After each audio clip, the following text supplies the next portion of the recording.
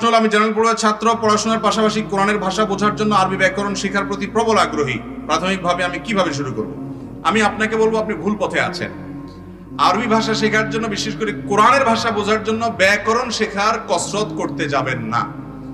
এটা আপনি করতে পারেন, কিন্তু এই পথে গেলে আপনার জন্য কষ্ট হবে অনেক বেশি। আজকাল কোরআনের ভাষা বোঝার জন্য অনেকগুলো কোর্স বের হয়েছে আলহামদুলিল্লাহ। বাংলাদেশ থেকে, ইংল্যান্ড থেকে, সৌদি আরব থেকে, বিভিন্ন দেশ থেকে আমাদের স্বদেশী ভাইয়েরা অনেকগুলো কোর্স পরিচালনা করেন। এই সমস্ত কোর্সগুলোতে আপনারা ইনভলভ হয়ে যেতে পারেন। লন্ডন থেকে বোঝা ডক্টর আবুল কালাম আজাদ, তিনি সাফিরুল কোরআন করেন। আবার আমাদের এস এম নাহিদ হাসান নামে একজন ইঞ্জিনিয়ার, তিনি একটা কোর্স করেন। মুস্তার ভাই একটা কোর্স করেন। ডক্টর মঞ্জুরুল্লাহের কোর্স আছে, আর অন্য ওলামা ইকরামের কোর্স আছে। এই সমস্ত কোর্সগুলোর মাধ্যমে আপনি আরবি ভাষা, বিশেষ করে কোরআনের ভাষা শেখার জন্য চেষ্টা করতে পারেন। অনেক সহজ আলহামদুলিল্লাহ। ব্যাকরণ শিখে যদি আরবি শিখতে চান, তাহলে আপনাকে 2 থেকে 3 বছর সময় হাতে নিয়ে জার্নি শুরু করতে হবে।